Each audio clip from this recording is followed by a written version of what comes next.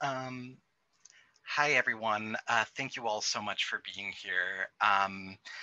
My name's Zach Sadiq. I'm the Disability Systems Navigation Coordinator here at the Arc of King County, and I am just so happy about the great amount of people who are here with us today. In terms of thinking about like why this panel is happening. Oftentimes in the autism world, when conversations are happening, intersectionality is very rarely considered. And the experiences of, Black autistics especially, is often ignored. And when thinking about, disability justice and the principles of disability justice, one of the most important ones is leadership of the most impacted. In terms of thinking about how Black autistic people are impacted by, oppression and marginalization, there are so many ways. Everything from the special education to prison pipeline, to where autistic folks of color are disproportionately killed by police.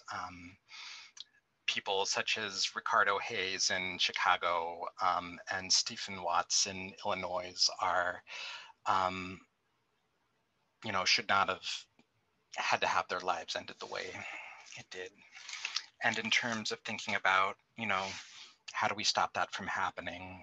The first thing we really need to do is listen to the voices of those most impacted, and panels like this can go a long way to at least starting the process. And the next thing we really need to see is representation of Black autistic people within all of the settings and places that impact their lives.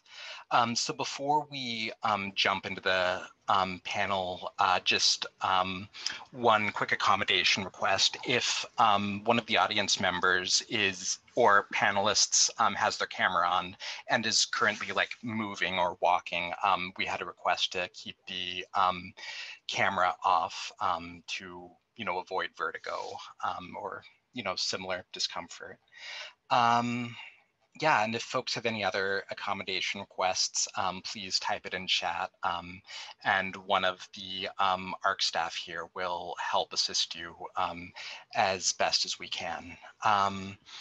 Awesome. Well, with all of that being said, I just wanted to welcome the panelists here. The first question we have is, tell us your story. How did you discover you're autistic? And if y'all wanted to introduce yourselves as well along with that question, that would be awesome. So the first panelist is Dante Barnett. Hello, Dante. Oh, you're muted. Let me unmute you. I'm Dante Suitman Barnett. I don't look like Suitman right now. I'm at work, but that's a totally different story. I've always been loud, been different. I actually spent most of my childhood in portable classrooms being taught. I graduated early. I had I think I went to about 13 different schools, and I decided to start helping a friend with advocacy work, and they're in the community. And we decided to start a podcast. And I left field, they were like, "You're Asperger's, right?" And I was, well, yeah, I've kind of been hitting at that. I've thought about it for a while. I remind myself, I'm a lot like Sheldon. I have a way of doing things in the system and a way you're supposed to do stuff. It's been quite resourceful growing up as a kid. But then I think back to like my paraeducator work and how I was able to communicate well with kids who were also Asperger's. And there's certain questions I just need answered in order to understand stuff. And people don't always get that or that analogy or that. And then I was an athlete. So the whole idea of me and socially, I've been huge for a while, I'll just put it that way.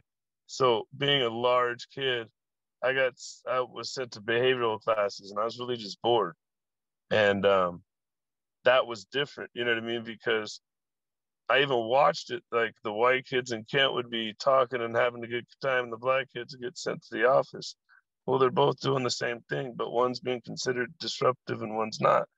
And the difference between getting a behavioral diagnosis and the IEP for that versus a a mental health diagnosis is totally different as far as support and long-term help, and even what they're trying to help with and the measures that are being taken. And so you think about the classroom to pipeline idea is ridiculous, because a lot of these kids of color are not afforded the opportunity to be diagnosed and all that. I think I covered my introduction. You did, yeah, thank you. So the next panelist we have is Christiana. Hello, Christiana. Hello, my name is Christiana Obi Sumner. My pronouns are they, them. I am founder and principal consultant of Epiphanies of Equity LLC, which is a social equity consulting firm that focuses, I guess you can say, on intersectionality, but particularly at the intersection of anti-racism, disability justice, gender justice, and LGBTQIA plus sort of equality and liberation, as well as sort of class analysis, whether you want to call that economic justice or anti-capitalism, you choose your piece. I had an interesting experience in learning that I was autistic. First of all, I've always known, but being an 80s baby, at the advent of ADA as a Black person, so single mom on state insurance in WIC, without a college degree, and coming from a sort of neighborhood that's full of social housing and predominantly Black for the most part, I was not afforded a lot of opportunity for folks to see me as actually autistic. I was always just, oh, well, you know how kids are when they come from under-resourced homes, or you know how Black kids are when they're coming from those neighborhoods. It's just a behavioral issue. So they continue to test me so much testing, so much. Like, and it was always just sort of like disability, developmental delay. So there's a developmental delay, and they're like, we think this kid's autistic though, but you would have to take them to this doctor, and the doctor would have to say they're autistic because we can diagnose them with this, but we can't diagnose them with autism. But then that doctor wasn't covered under state insurance, so we didn't have the money to go to the doctor, so I couldn't get the formal diagnosis, which means I couldn't get IEP plans, which means anytime teachers were tired with me, they would just be like, get out of here, or they'd be like, you're acting up, go to detention. Or it's like I spent most of my last 2 years in high school in school suspension in a place where they called the box. It was this windowless room in the basement of the school with like 4 desks looking at one desk at the front. And sometimes there wasn't even a teacher at that desk. They just kind of put me in that room and called it a day. And it wasn't until I got caught up in the parallel to the school to prison pipeline, the school to institutionalization pipeline. And they started that process around sophomore year. And really a lot of it started because I was stimming down the hall and I didn't want to talk to nobody. So I must be on drugs, right? Because, and especially by this time, when I was in high school, I had moved and my mom had wanted me to go to the high school she went to, which of course was this predominantly white high school in South Jersey. And I was one of the only students of color, let alone Black students. So of course, stimming must be drugs. And so I would get pulled out of the room by the DARE officer and talk screened a lot. And then when those kept coming back negative, then they would start sending me to psych floors. And then that starts a whole thing, because the more they send you, then the more they start to expect you. So then the longer they force you to stay. And then you start to lose credibility, and they start calling you things like poor historian. And then they start giving you medicines that really actually make you a poor historian. So it wasn't really until that process that I got the diagnosis of autism. It wasn't, of course, in the best of circumstances. But it did make sense to me in terms of starting to advocate, especially intersectionally, because as I started to do more of that research on my own, especially around like jargon, because in the beginning of my experience, you know, there would be this time where the doctors would talk to me and I would understand, and they would talk to each other with language that I couldn't understand. And so a lot of the, you know, the books you see behind me, I actually gained in that sort of 6 years of institutionalization, learning the language so I can advocate for myself. And as I started to do that and then I went into originally becoming a psychologist and counselor, I learned even more about the system. And that's really where my advocacy went from sort of self-advocacy, like I should have a choice around whether I want to be, residentially kept or not, to, wow, this is a systemic thing that's happening and there's these patterns and these themes, and we need to sort of cut this off at the pass. So that's me and my story. Thank you so much, Christiana. And there's definitely so much there that I know will be talked about a little later on in the panel. So thanks for giving us that that appetizer, I guess. And next we have Dorian Taylor. Hello, Dorian. Hello, my name's Dorian Taylor.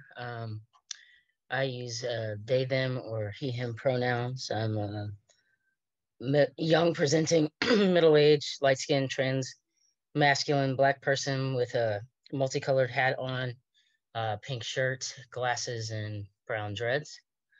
I was I was older before the term autism came came about for me, but no stranger to diagnoses. I grew up in Texas in the I was a kid in the 80s, born in the late 70s, and spent my childhood in psych wards, state and private psychiatric institutions, and was heavily medicated. I had behaviors that people considered violent, and experienced restraint at a very young age, 8, 9 years old, and was pretty much told that I was never going to function outside of an institution. And my parents were told to put me on Social Security. And the ADA wasn't a thing until I was in the 4th grade, and so, I wasn't put in special ed, but that was just because I was in institutions mostly. So I didn't end up in special ed until high school. But am very much, so I spent a lot of my elementary school in closets. They definitely put me in closets, and I am a survivor of the school to prison pipeline, and was, given all sorts of heavy psychiatric diagnoses. I had a fever as a kid and as a baby, and was told that maybe I had some brain damage that was causing these behaviors. And when I was about 30 years old, I had a psychiatrist that told me that they were learning a lot more about autism, and he told me to do some research and to get back to him. And I was like, I've been lied to. I came back and I was like, what the hell? Because I had been misdiagnosed with, heavy violent psychiatric, diagnoses, and forced on, thorazine and thorazine most of my childhood. And it never occurred to me that I might have just been overwhelmed most of my life. And there was this it made sense. And it was like the first time something made sense, and I finally had these tools to take care of myself. So yeah, that was about 11 or 12 years ago, actually. That seems like a long time ago, but in the context of your life, it's really not that long, was it? No. That's, I mean, I'm in my 40s, so I was well into adulthood before I before that, anybody had ever told me that I could be autistic. Dang. Well, thank you so much for sharing all of that. It was definitely important to hear. So Dante, I know you actually have to leave for work soon. So do you want to answer, the panel questions that we have? That way you can get your voice in. Oh, and also if you could start with a vision description. I realized that I forgot to ask for that. My apologies. A vision description? Yeah, what do you look like? Oh, they can see me. Some people in the audience might be blind or vision impaired, so. My grandpa's blind, and I have the balls to say that. That's fucked up. I am about 6'2". I'm 280 pounds. I look like I could be Hawaiian or Middle Eastern or Black or Puerto Rican. You don't know what I am, depending on how I do my hair or how I I feel that day. So, yeah, I'm definitely a large man of color. Go ahead. Awesome, thank you. So I guess the first question is there anywhere in the world you feel like you belong? Oh, I really don't. I belong when I'm in rooms like this. I've started a couple podcasts with other people on the disability spectrum. Not only am I autistic, I'm also part deaf in my left ear. I had ear surgery, so I'm partial deaf. I'm also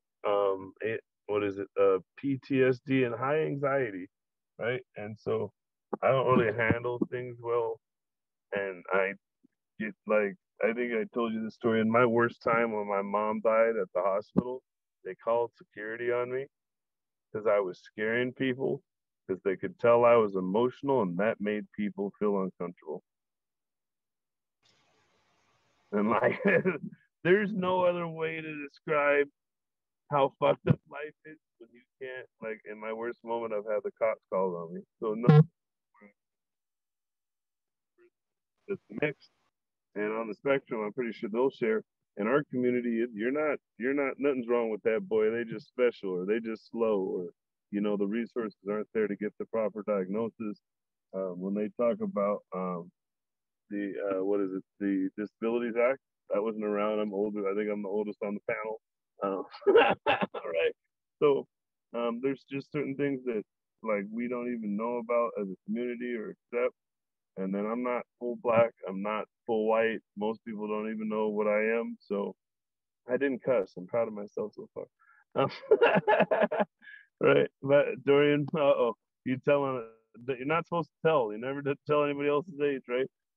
But it's one of those where it's just different. We grew up in a different era in our community, especially being mixed. I don't really have a safe zone. I'm a jock nerd.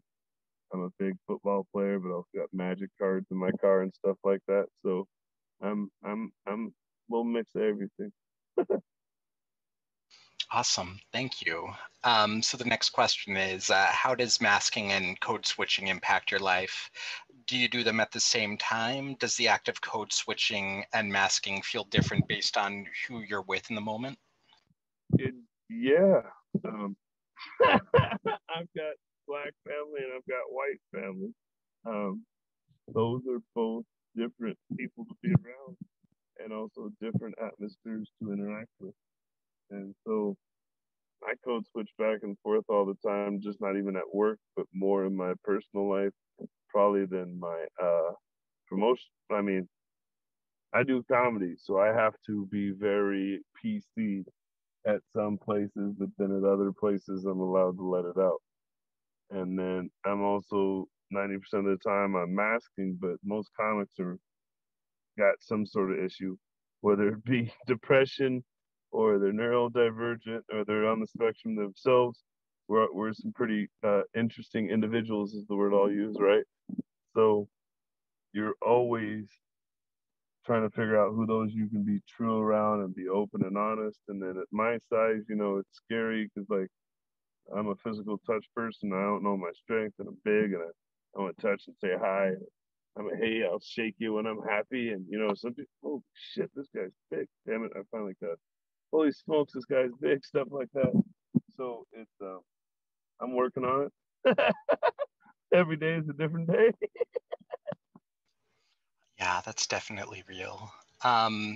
So the next question, and you can actually do the next two at the same time if you want. The first one is, do you feel like race and racism is understood within the autism community and the world of treatment services?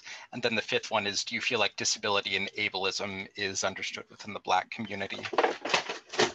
Also, my cat just knocked over a bunch of things, so if people heard banging, I apologize.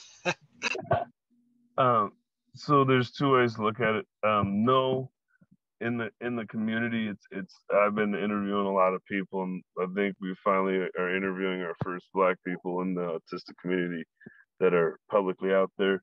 It's not even that big of a, I don't know, there's not a big audience or people or even our understanding when Black people hear their kids are autistic. It's like, oh, my son's, and I'm like, why are you saying, there's nothing like wrong, like, we're just different. It's not so much we're different. We have a reason for how we are. You don't even have a reason. You're just a bad person. You know what I mean? Like, I don't know. So it's like a stigma, I guess, in our community. And then you have the idea of there's not the equal resources or diagnoses or even understanding for us to get there. It really makes it a barrier and a very ignorant community to deal with sometimes. I know the acceptance or understanding isn't always there for us, I guess, in our own community even. Yeah, that's definitely got to make it feel very hard to belong anywhere. Definitely. Awesome. Well, congratulations on getting the new job. I, feel sad that you have to leave us early, but I'm glad you were able to get your story in before you left. Before you leave, do folks in the audience have any quick questions for him? They can type it in chat if they want. Could probably wait a minute. And Dante, are you okay like leaving your email address with us so folks can contact you in the future? Cool. Yeah, you can put it in there if you like. Yes, sir. Okay, will do. And I'll just wait a moment to see if folks type anything in the chat. Oh, there it is.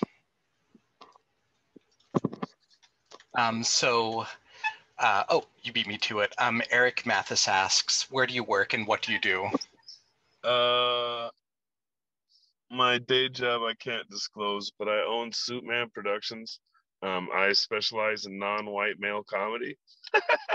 And what I mean by that is the majority of entertainers, club owners, and all that are Caucasian males.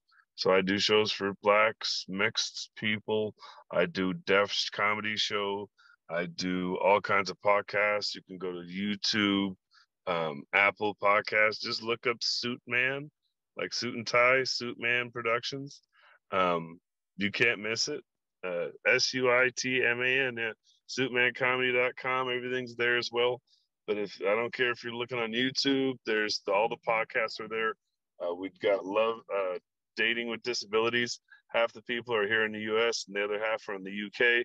Like I said, everybody has a disability, if not a couple. Everybody from England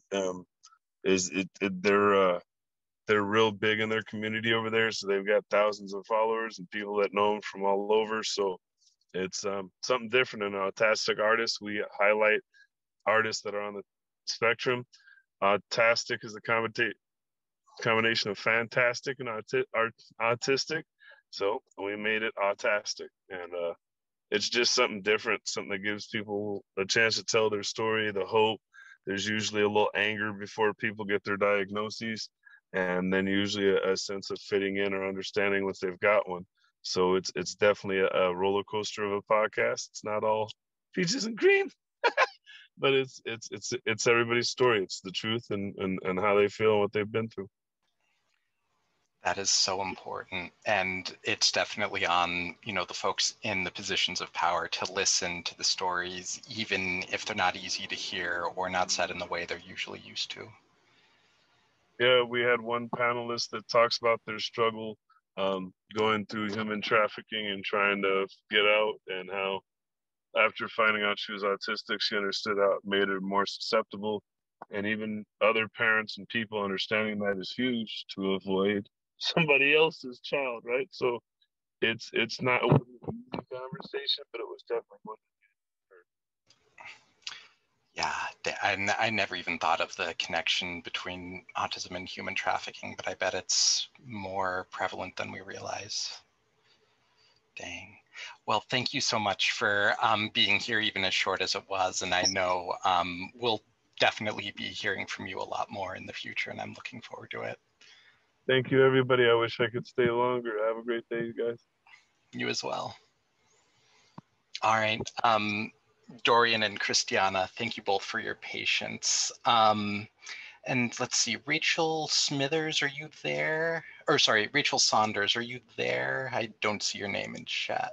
Okay, so one of our other panelists isn't here right now, and I'm hoping she's okay. So I guess then we'll move on to the next question for Christiana, which is like, is there anywhere you feel like you belong?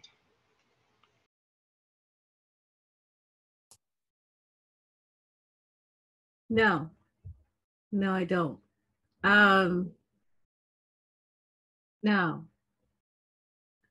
I'm trying to think.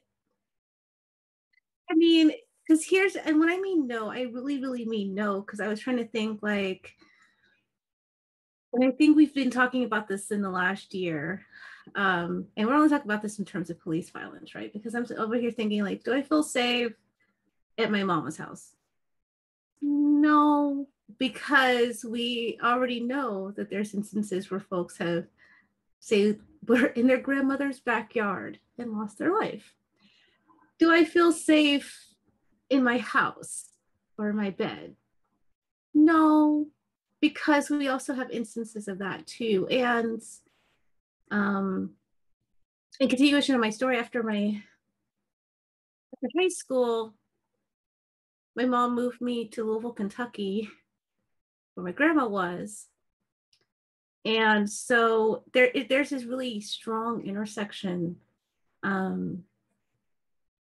especially in certain places, more so with law enforcement and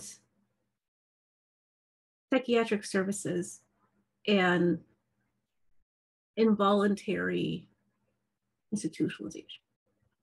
So in Kentucky, they had this thing called a mental inquest warrant. And if you were a provider or a household member, you could go to essentially the equivalent of DSHS. Like if DSHS and say Sal Mental Health came together and made an amalgamation, it would be this thing called 7 counties. 7 counties is would then, if they received one, it would require LMPD to come to your home, Louisville Metro Police Department, to come to your home and to put you under a 72-hour hold. And then in Kentucky, it was up to the psychiatrist on staff to determine whether you stay and when you left. Here, y'all have like ITA court or oversight, whether there are certain set times when you can sort of be in there and you can advocate for yourself. That was not the case. And so when you are in situations that are perhaps more complex, such as in my case, being in the home with an abusive person who weaponized MIWs to get me out of the house so they could continue their abuse uninterrupted. That doesn't really translate on the other side when folks already see you as an unreliable source. Similar to Dorian, they told my mom the same thing, that I wouldn't be able to work or go to school, and put me on SSDI at 19. And when I wasn't in institutions, I was under guardianship, and I had to go to a partial hospitalization clubhouse style day program Rich Haven. So when you're in those other situations and so you keep showing up, you know, then from a psychiatrist point of view, you're, you know, we should keep you longer and longer and longer and longer. And if you argue, especially if the abuser is great at finessing, then you become the one who needs the paper gowns and the Thorazine drip. So living on the intersection of Aurora and 145th, because it's affordable, you know, my spouse has been like, we need to move, because like 2 o'clock in the morning, I'll hear the police sirens come down and I'll have a traumatic response that can take time to come back from, especially last year with everything happening. And I think even in doing this work, I thought, well, do I feel safe as an organizer and as more folks get to know who I am? And I had a friend once that I was organizing with last year, and he said something which it always kind of didn't really sit well with me. And he said something like, well, you're lucky, because as more folks get to know you, then if you disappear, then folks will wonder where you are. That didn't make me feel better. It made me feel worse, actually, because first of all, I don't think that's true. And second of all, I shouldn't have to rely on a disappeared plan to feel safe in my home. And especially since I'm alone, when my spouse goes to work, we've had to create a plan around like what happens if someone rolls up while they're at work. So I don't feel safe at the grocery store. I don't feel safe at the doctor's office. I don't feel safe on the bus. I don't feel safe in an Uber. I don't feel safe in my home. I don't feel safe anywhere. And I can send it to you if you like, but I mean, I also read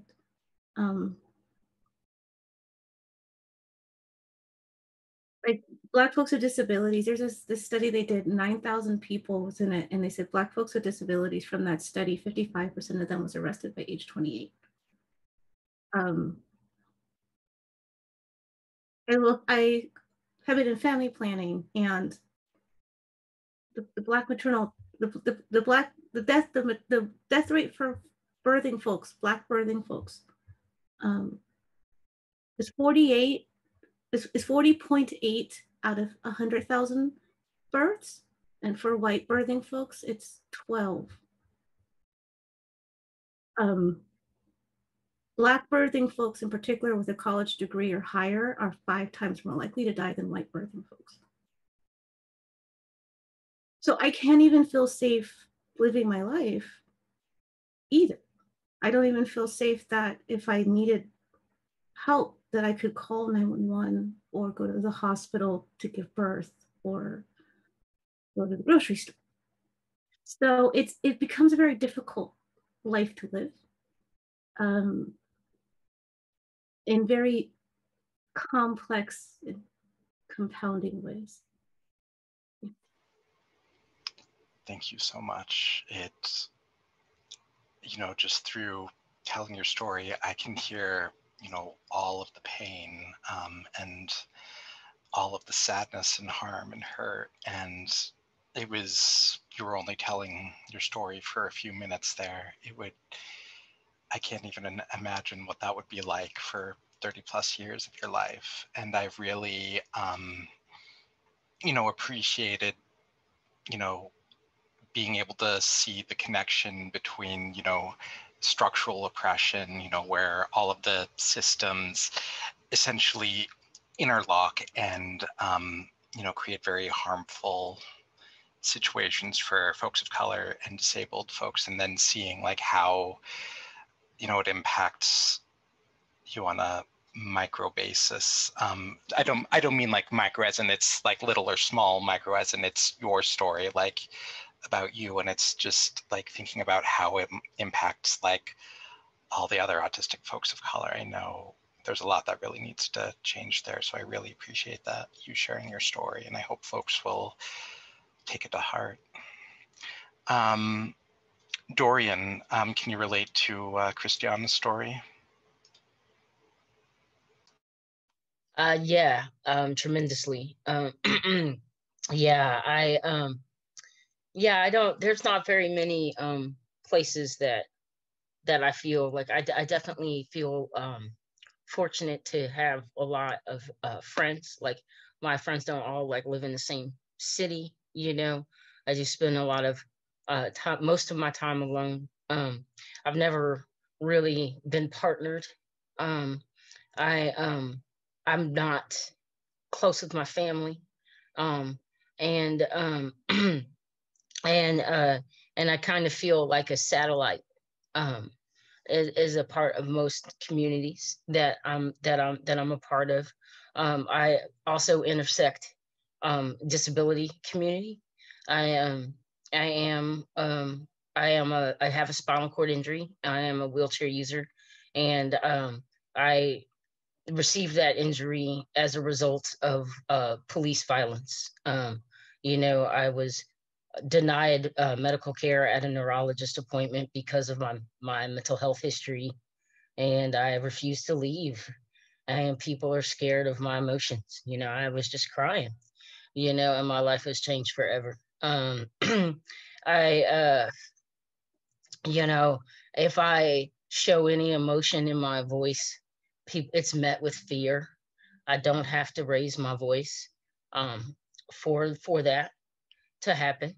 I'm currently fighting with my case manager because I'm not getting adequate caregiving, you know, that I need in my house. And my case manager assumed my frustrations about that is because I'm autistic and not that I'm actually not getting my needs met. If I can jump in really quickly, what did you think was behind, like, that they thought that was because you're autistic? Like, where did you think those attitudes were coming from? It's definitely biases because you know, instead of like, you know, when I say my place isn't getting cleaned, um, it's it's unsanitary, and she's assuming that they're not putting things back in like a particular location, and that I'm getting upset about them not putting it back in a particular location. But what it actually means is that I don't have a place to go back to zero in, and I already don't feel safe in most places. I've had the cops called on me just for crying, or I still stem by yelling, and I tend to do it by myself, you know, and which is also why I tend to spend a lot of time by myself because you know, um, and and and it's and it's because of that that I do need a clean place, but but my living conditions and my not being satisfied by my living conditions doesn't have anything to do with the fact that I'm autistic. It's the fact that I'm a human being and I deserve the care that I need. Um, I feel fortunate that in my adult life, I have been able to build a chosen family of people who also sort of ride as satellites, you know. And but yeah, I definitely my life has been shaped by other people's fear of me or perceived fear of me and my emotions. From a very young age, it had occurred to me that the way that I thought and the way that I expressed myself scared people.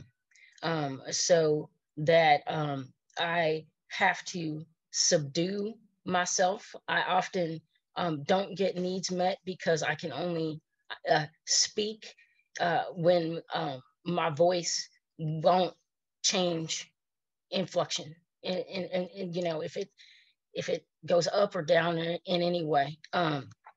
You know, I been in situations where you know, people will use the fact that I get overwhelmed, and sometimes and will raise my voice to their advantages to manipulate the situation. And so yeah, it definitely makes for me really only feeling safe at home.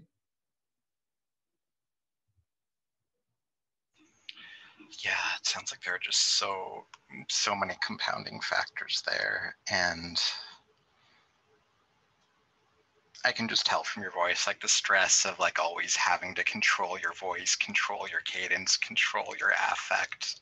It just sounds so exhausting for the comfort of the non-disabled, you know, white people around you. And, you know, Dante and I were talking before the panel a little, and he pretty much said the same exact thing as well. And it sounds like an experience that is shared amongst many, many autistic, if not all autistic folks of color.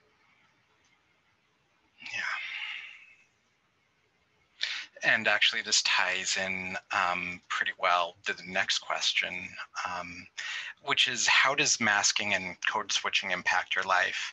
Do you feel them at the same time? Does the act of code switching and masking feel different based on who you are with? And actually, I should explain those terms. So masking is the term within the autistic community where it's where we essentially act non-autistic, like make eye contact or engage in a socially neurotypical way, essentially. Code switching is what folks of color do to change their communication when white folks are around, similar to what Dorian was just saying there. So Christiana, in terms of thinking about that question, what do you think? Yeah. So yeah, so yes, and here's the thing, right? It's not like a good thing. It's not something that I want to do or that I feel like I should have to do. It's a survival thing. And it's a survival thing, not like say ensuring that you get 8 hours of sleep per night. It's a survival thing, like ensuring that you sleep at all.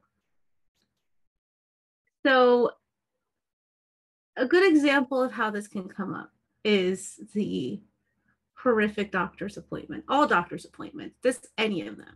But I think particularly when it comes to like my chronic illnesses, because like the full way I identify is autistic, sick, and mad.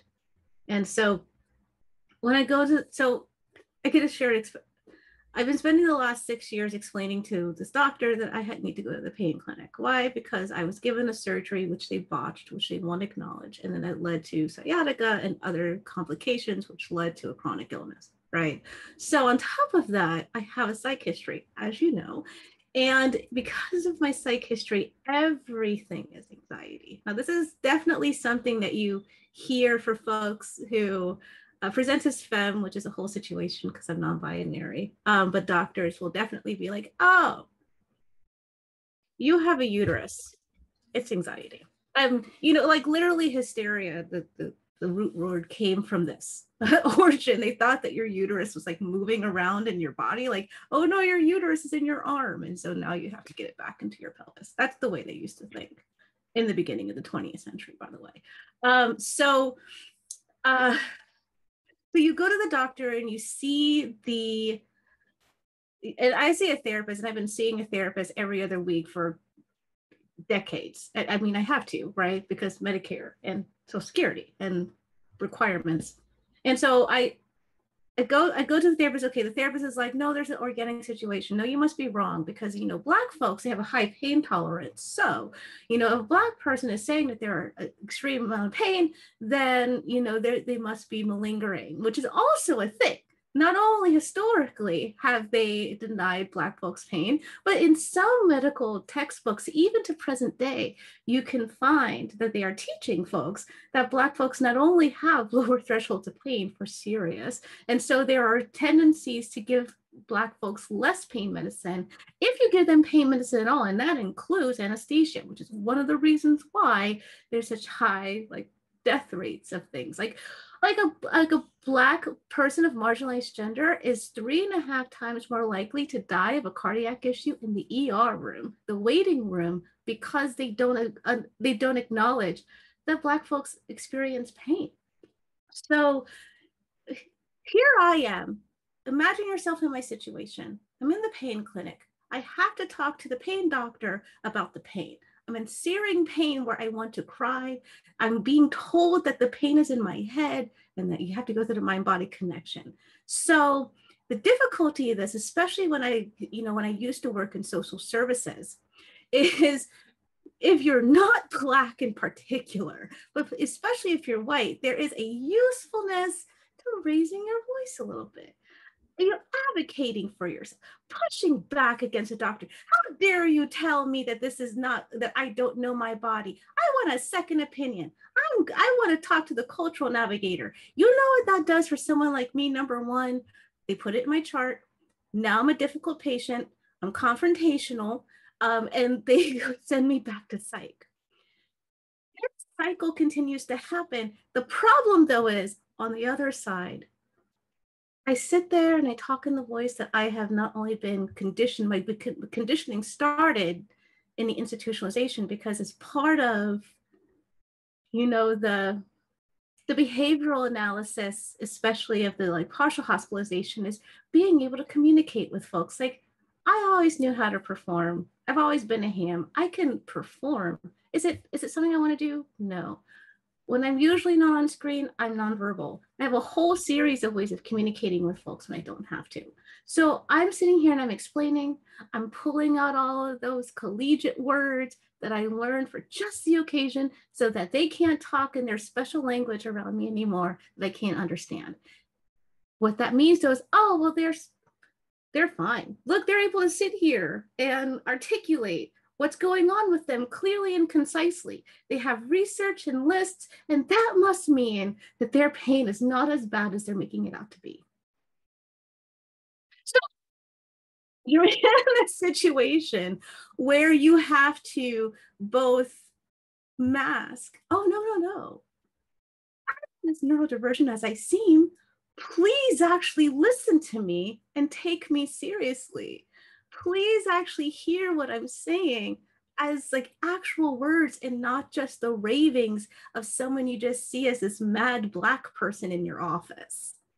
And I want to articulate that to you.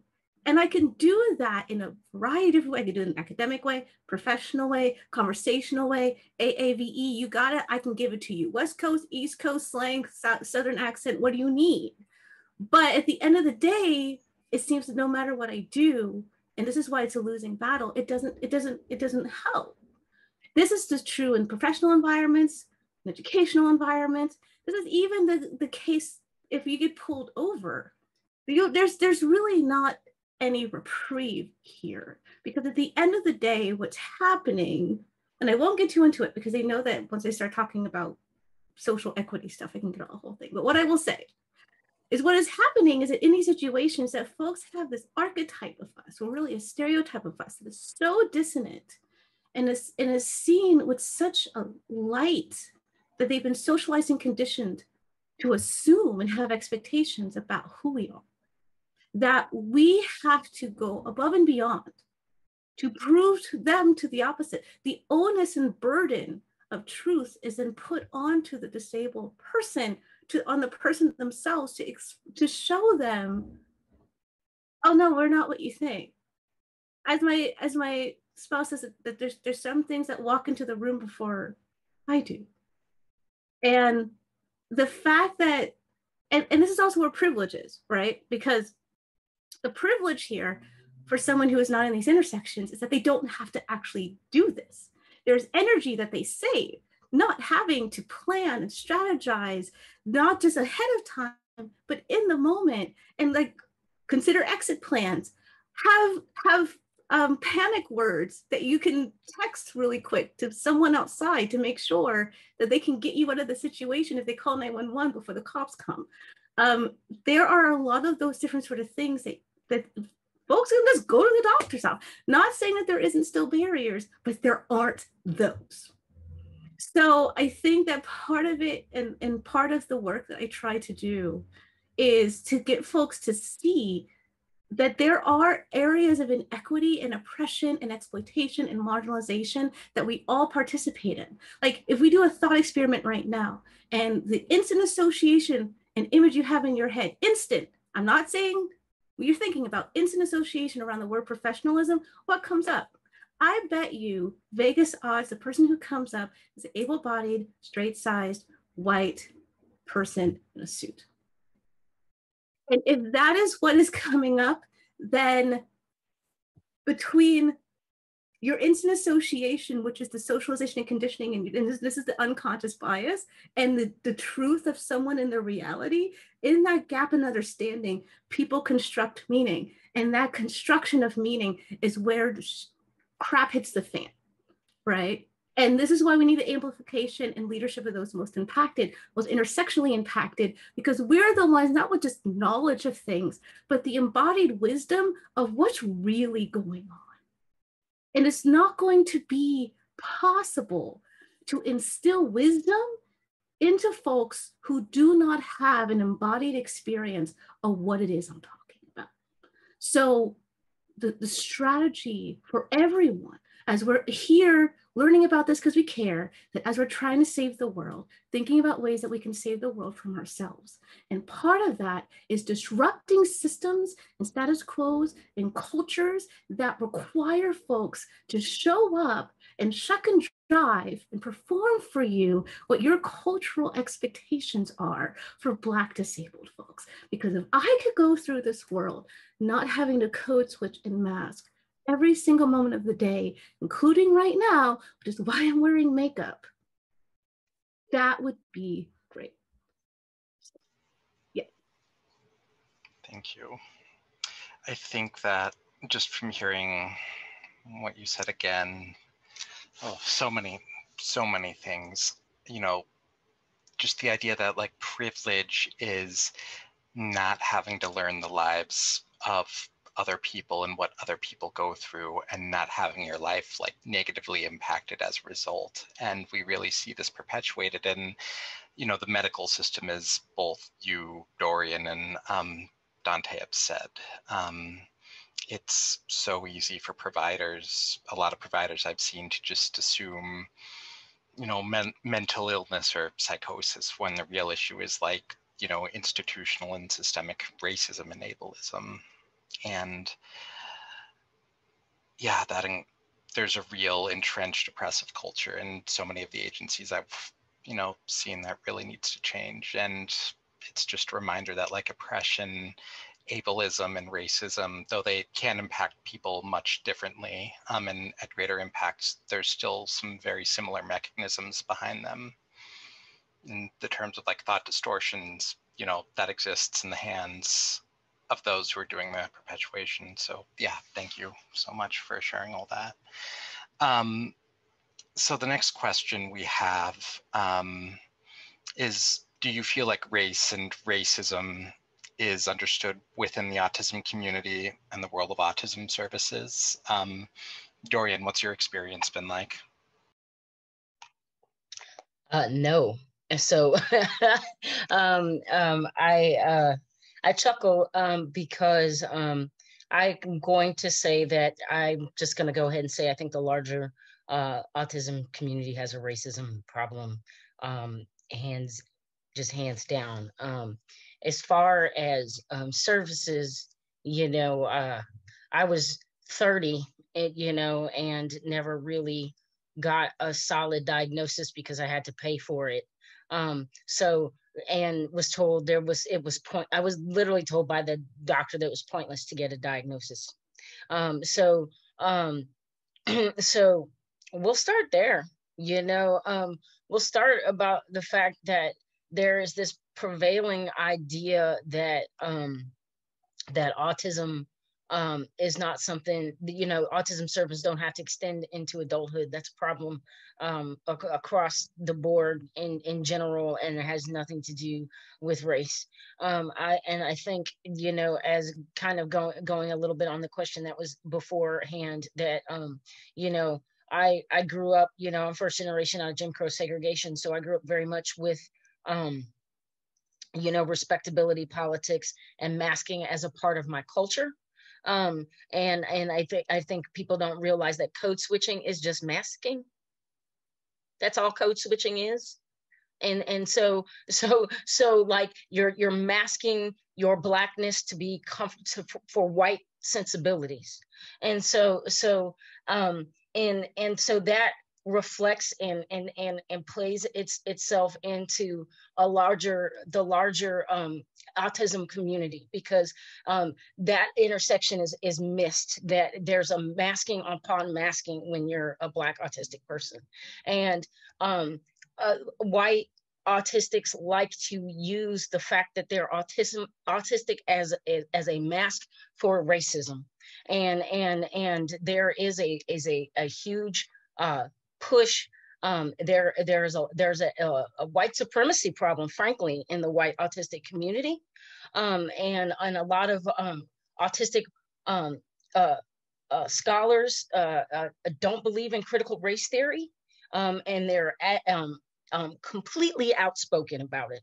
And so if you have Black people who don't have access to diagnoses, and they don't have access to services, and they don't have access to the language, and don't have access to education, that's a problem, because the people who represent the autistic community don't believe in critical race theory, and then you're not going to have intersectionality where it's needed most. And so that's going to be a problem if we're trying to serve autistic youth, Black autistic youth who are now receiving diagnosis. Still not equal, still not equitable, and it's going to remain inequitable if we allow the voices of the autistic community to be white people who don't believe in critical race theory. I wish I could say that I hadn't seen the same thing, but just like over the past several years, like there have been so many examples of where Black autistic folks, Black autistic activists have been essentially silenced and ignored by white autistic folks, both in positions of power and within everyday interactions. And if I can ask a follow-up question, what needs to change for that to stop happening? Right. Well, I think that I'm going to say that the autistic community needs to start by adopting larger principles of disability justice, and I think that's going to be a good start, because intersectionality is the first principle of disability justice, and it's there for a reason, because historically white voices are the ones that tend to be heard, and there's a dominant, and there's, you know, there's always going to be a dominant power and a dominant position in white voices, and especially because of the dominance in diagnoses. So I think a lot of people who are used to, you know, having their voices heard need to take a step back and let other people have their voices be heard. Agreed. I think that is absolutely something that should happen, and I hope it will happen. So thank you. Christiana, what about you?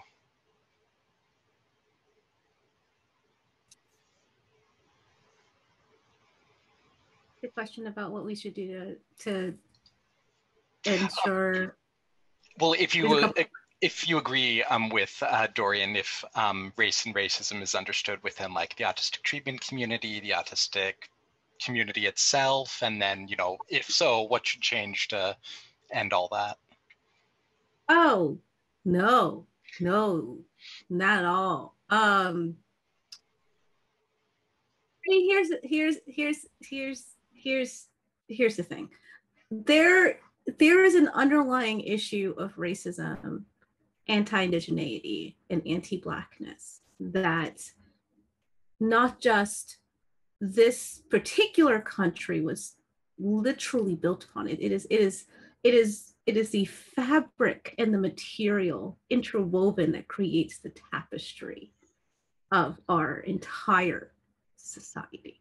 I'm serious. And it extends not only historically back foundationally from other spaces like England, France, the Netherlands, Germany, a lot of these other sort of places, Spain, I can't forget them, Portugal, we could keep going. But there's also spaces where it has extended into. So after, as part of the continued imperialism, colonialism, and white supremacy, and Euro-Christian supremacy as well. This is sort of ethno-nationalism, especially, that's been starting in the last couple of decades. More specifically, taking that stronghold after the second failed restoration period after the Civil Rights Act. There continues to be this sort of anti-racism, and at the sort of core of it is anti-Blackness. The reason why I say anti-Blackness isn't even so much that you have to necessarily be a member of the African diaspora, but in almost every single continent, there is multi-trillion-dollar industry for skin whitening, for plastic surgery to make your features more aquiline, for hair smoothing and straightening treatments, and for acculturation programs, what we might call professional development, things like Toastmasters. Where, as Dory was saying, you're able to learn how to talk as part of the Eurocentrist society. So I say all that big stuff to say, being disabled is not going to somehow make you immune to this deep, insidious, multi-century, interwoven, foundational net upon which almost everything we understand about our society is built. And to assume otherwise is insulting at very, very least. I think that part of the conversation with intersectionality is also understanding intersecting identities of privilege and oppression, and how those can be informed by and also not be informed by each other. So, for example, a good example I talk about with intersectionality, just at the intersection of race and disability, is to understand that those pieces of me, there's not a pie chart where, okay, well, the disability part is the red, and the Blackness is blue, and the gender piece is white or whatever. No, the circle is lavender. That's what's happening, right? So when folks like Dorian and myself call in or call out, however you want to take it, that's a different sort of story. But when we call these things to account, what's important to hold this is that we are still saying that we share in solidarity, or at least I will speak for myself. What I'm saying is that I share in solidarity certain aspects of the experience of ableism. I can understand, I can empathize, we can have solidarity in this sort of space because there is systemic and medical ableism, period. So empathize and understand anti-Blackness and racism with non-disabled Black, Brown, Indigenous folks, because there's systemic medical racism, of course. But then there's this racialized ableism in the middle that is this compounding, intersecting, tertiary experience that I have as well that needs to be held, and that is not held anywhere. So I know there's another question about, is it in Black, Brown, Indigenous community? And my preemptive answer is no, it's not. And there's other stories for that, but it is important for the disability community to know, autistic community, the MAD community, the sick community, the entire community to know that racism and anti-indigeneity and anti-Blackness is pervasive and insidious, just as insidious, if not more insidious, in our community as it is out there. And the reason why I say more so is because we refuse to acknowledge it. And because we refuse to acknowledge it and take accountability and ownership of it, then we refuse to do anything about it. It's like a boil that just continues to fester and fester and fill with pus more and more and more. And then we have situations like last year where something happens and we lance that crap off, people want to get upset that all the pus is drying out. And they want to suture it back up and preserve as much as they can, because that's the way we've always done things. And it's too much change too fast. And it feels too risky, and I'm uncomfortable. And this doesn't feel like it's something that I have to deal with. It wasn't something that I did. Where is my ownership in this? That was my forefathers. No, it's you. And I'm saying this with a certainty, not because I'm trying to be provocative, but because when we look at the data and we see these statistics, even if we look in Seattle, King County, Washington, and we see the disparities and we see the statistics, and it's systemic and it's historical and it's persistent. It's happening because we are perpetuating it, holding it. That because our forefathers are not here, right? It's right now. So the people who are here right now have to be doing the things right now, and we can't keep this mindset of, well, those are the bad people, the explicitly, consciously racist people. We have to also hold fish in toxic water, that we are in this space that part of our brain that's thinking, not the part of our brain that's thinking about our thinking, not our conscious brain, but the part of ourselves that has, been brought up in the messages that we learned at the dinner tables, in the cartoons that we watched, in the public education that we received, in the guidance and mentorship of people that we've held close, in the things that we witnessed and we never really sort of grappled with it, we never processed it, we never disrupted it.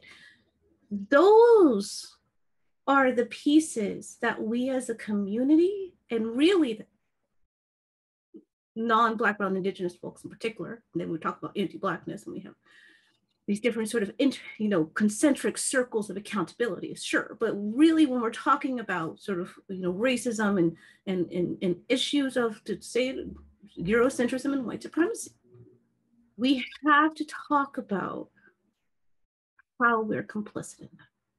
And we have to do that by amplifying the voices and leadership of those most impacted. And that will require Black, Brown, Indigenous, disabled folks. And that will require that at every level, not just in the HR department, not just as a DEI consultant, not just as, someone who you're going to bring in on a change team, every area of it. And not just in the disability community, but everywhere. And that might mean ceding power to those people. And it might mean taking risks. But that's a choice for you to make in how you choose to move forward in your equity journey. And the extent to which you are seeking to make some of those transformative changes, some transactional changes, some sort of continuing to learn. But it is ultimately up to this community to decide when enough is enough. Thank you. And I know there's so much more there, and it's, so many thoughts, hard to really express them. So just an appreciation for all of that knowledge. Thank you. Our last question is, do you feel like disability and ableism is understood in the Black community? And while the panelists are answering this question, if folks in the audience have any additional questions they want asked, please type them in chat and we'll try to get to them if there's time after this question's answered. So take it away, Dorian. Thank you. Yeah, thank you. So like that could be a question, like a panel all in itself, because like like so how do I put this? So starting off, like, it is still, for obvious reasons, unsafe for Black people to identify as disabled. And you know, due to police violence, discrimination within disability communities, even, and that is historical, because we have been killed historically for our disabilities, time and time again, and have faced violence because of our disabilities time and time again. And ableism is itself is an extension of patriarchy and anti-Blackness, and so many other things. So you have to unpack the anti-Blackness that in ableism itself, and how how many of the ugly laws and where we get are derived from, abolition and the Black codes, and the fact that so many people who left slavery were disabled. So there is an unspoken understanding of disability in the Black community, that exists, without the same language, because the language, and it isn't always safe for us to use, and that has a lot to do with why disability rights is a very white dominated, and white centric movement, and disability justice isn't, because it's not always safe. So that question is not very is easily answered, because the language we use for things is different. Awesome, thank you. And yeah, I wish we had enough time for an entire panel there. It sounds like there's just so much nuance and so much context that it's difficult for me as a white dude to understand it, and I'll do my best to really learn about that, so thank you. Christiana, what about you? Yeah, definitely plus one what Dorian said. And I think, what makes it difficult is there's definitely like a piece of this where, as Dorian said, there's a whole language internally with the community, especially like with, with my family. Everyone in my family has disability. And usually both being sick and mad, and sometimes autistic or have IDD in some case.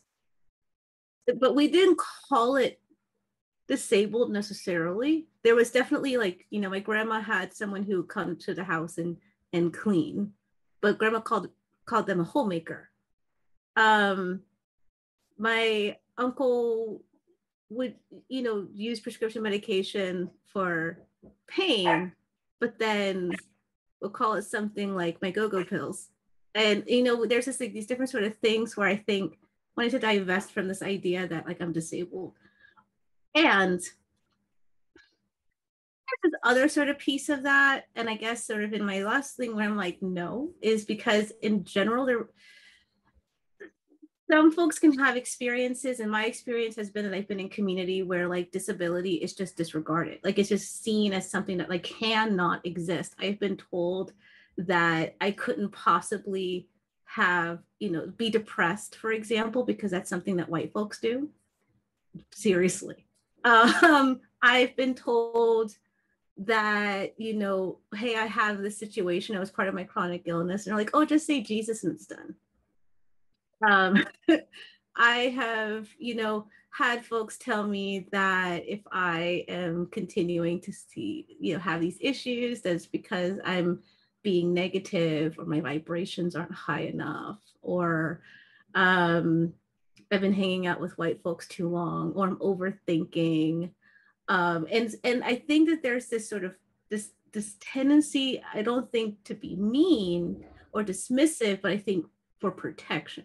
Because like to what Dorian said, there is a threat, not just to safety, but to life. That, you know, where you don't want your child to, you want your child to be able to fight to live, because that's something that has to happen, you know. And I know that I'm not the only person who has heard, you know, as a Black person, you have to be 200 times better, things like that. So when you're saying, oh, I'm disabled, mom, I don't think I can go to school today, you know, there's a part of it where it's like, I understand that, and I know you're hurting, and you're not going to be able to take time off when you go to work, because then they're going to see that as something else. You're not going to be able to go to your boss when you get older and say, hey, I need to take a sick day. I mean, I can tell you as a consultant, I can't tell you how many times I'm brought into organizations because like someone needs to go on FMLA and the employer thinks it's sus. And I've had to talk to them, like, if they weren't Black, would this be an issue? And of course, like their first response would be, no. But then, you know, you forensically go back in their FMLA files and you see that really is the case. So there's pieces like that. I think that there's a sort of protection factor, like don't say, you know, don't say you're disabled, or don't think about it, or that's not true. Gaslighting, a lot of gaslighting. But again, I do think it's complicated, because again, that shouldn't have to happen. We shouldn't have to live in a society where, you know, where we're not able to embrace something that's happening with our body mind because we're afraid that it's going to lead to an increased vulnerability, or it's going to be a threat to our life, or a kid may not come home or be mistreated, or yeah. So I think that there's also definitely work to be done in the Black community. I think the Black disabled community is amazing. And I think there's definitely, I mean, there's always space in every community for work. But I do find a lot of, I find a lot of community and camaraderie in finding other Black, Brown, Indigenous, disabled folks. And I also say this too, because I know regionally things are different. So I share my experiences as my own, because it might just be part of like East Coast, South regional pieces. And, you know, finally, what I'll say is that's part of it. I will say one of the things that disability justice as a community needs to do in general, but especially disabled folks of the African diaspora we need to make disability justice more interconnected.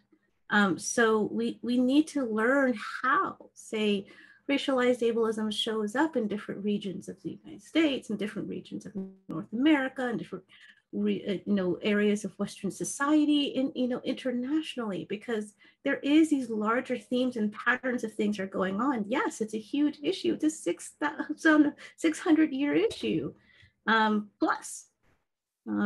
Depending on which historical event you feel has kickstarted these experiences.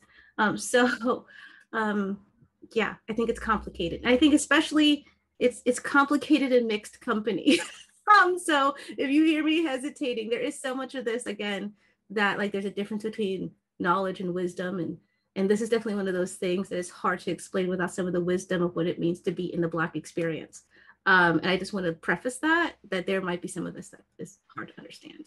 And just to make sure I understand that correctly, in the difference between knowledge and wisdom, like knowledge is like, oh, I know about this because I've read about it in a book, but like wisdom is like, I know about this because like this is my life. I've experienced this, kind of, right?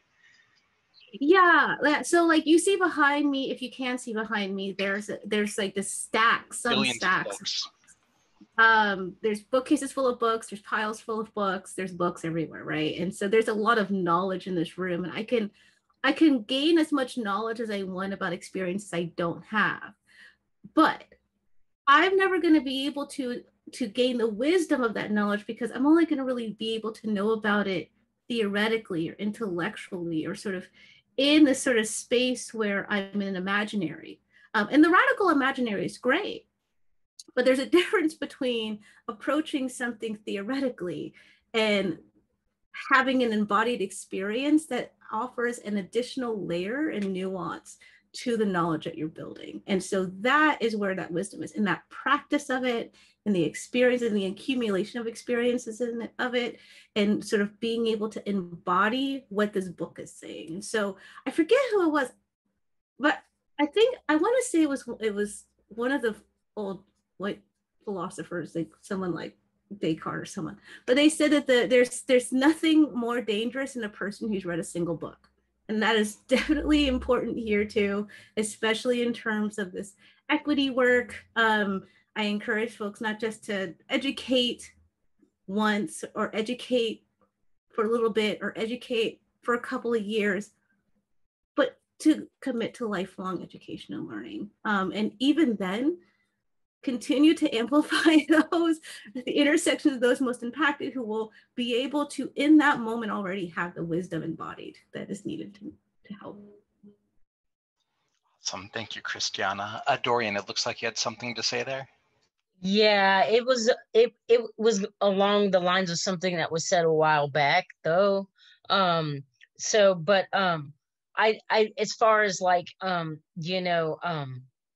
ableism in Black communities and education and stuff, I also think it needs to be like a larger education on how, on like as mentioned before, on like in ways that ableism comes from anti-Blackness, but that I think it's also a lot of people don't realize that racialized diagnoses still exist.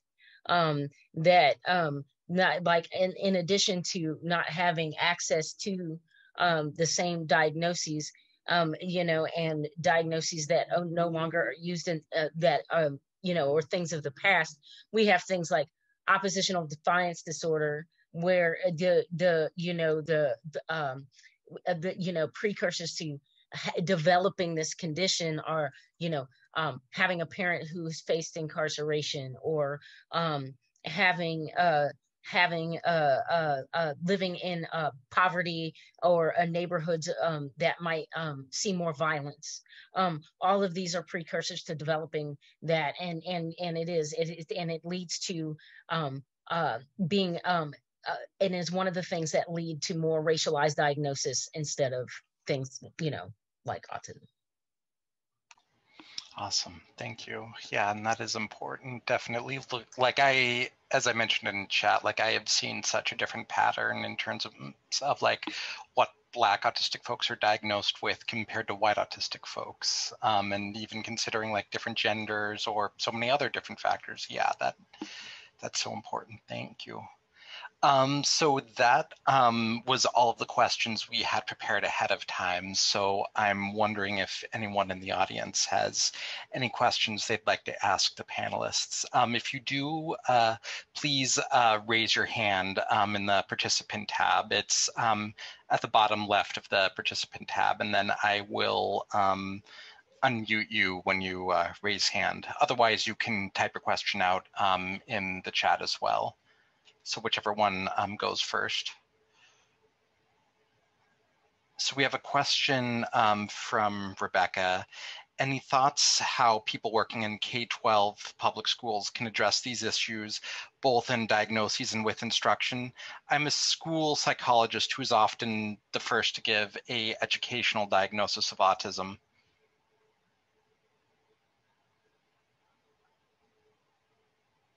Christiana and Dorian, any thoughts on that? Yeah, I'm thinking.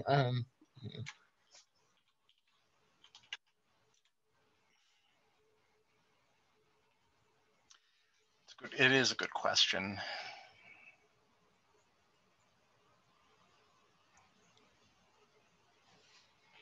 I think, Rebecca, like the first thing that comes to mind is just, keeping in mind, the whole special education system has a lot of racism in it. And I can imagine that, families of color will have a much harder time accessing those services just because of like you know, biases and stereotypes towards members of specific races that don't necessarily match what exists in reality.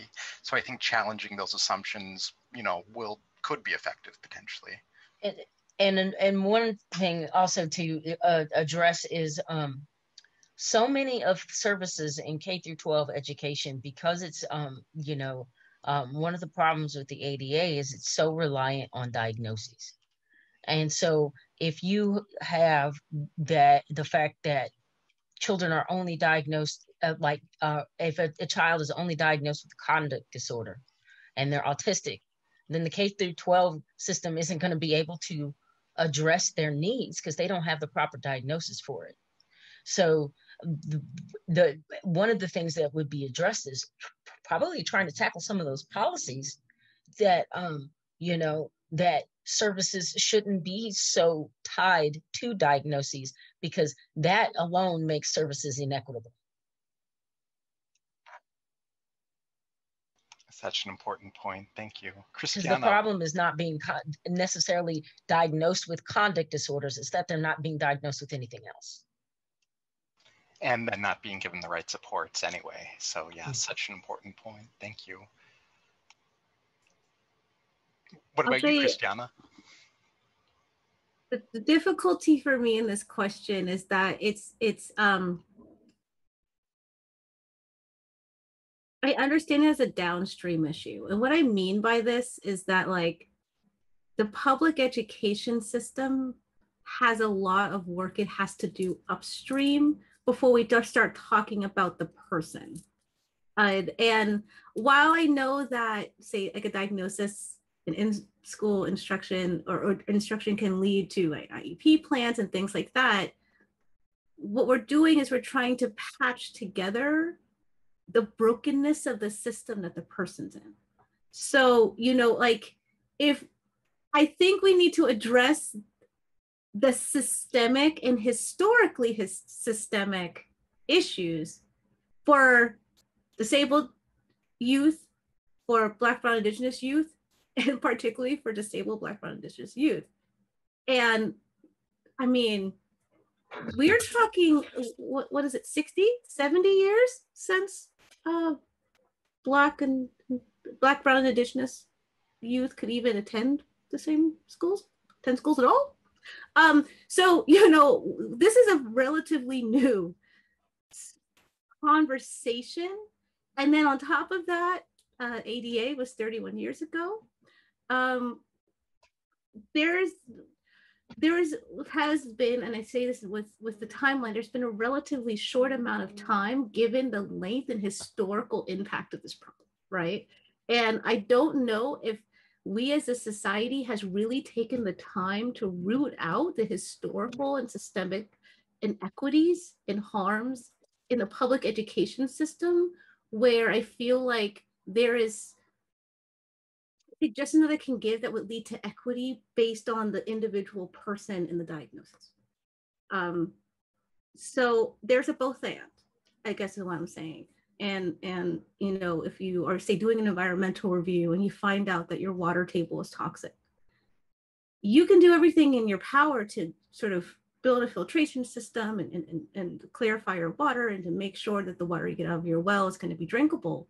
But you're going to be doing that forever until you go upstream and you find out where the toxicity in your water table is coming from. And that's really what's important, is addressing the impetus of the issue. So I would say that the impetus of the issue here is not diagnosing the child. The impetus of the issue is that the diagnosis for this child is leading to being able to have equitable education. And even in those situations, it's not equitable. It's not even equal. It's not even anything. There's still even spaces in the IEP process, the diagnosis process, is already saying that it has so much work to do. And so much of that is not really going to be able to be remedied without doing the work ahead of time. Yeah, definitely agree. It's like got to address the root causes, not the symptoms. And with the special education system, it seems very complex. So very important. So very important points there. Do we have any last questions before we end the panel?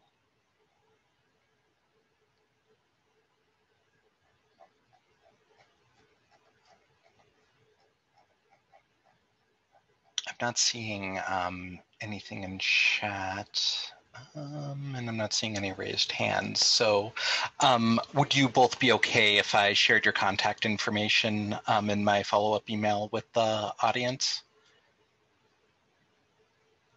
Yeah, go for it. Mm-hmm. Cool, thank you. Awesome, and then I'll check in with Christiana on that too. So I just wanted to thank you both so much. Just for your time and wisdom and, you know, huge amounts of emotional labor that you put into this panel. I hope that the audience members can really take this and use it to make the changes that are needed. And I know that this is like a relay race. It isn't a sprint, but that, you know, social change needs to happen, and panels like this can go a small way to helping that happen. So thank you all so much. Thank you both so much, and thank you to the audience for being here.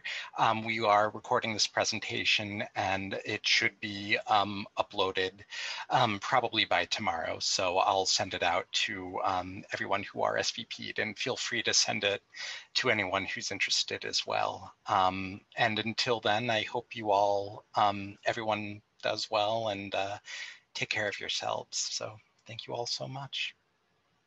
Thank you. Bye.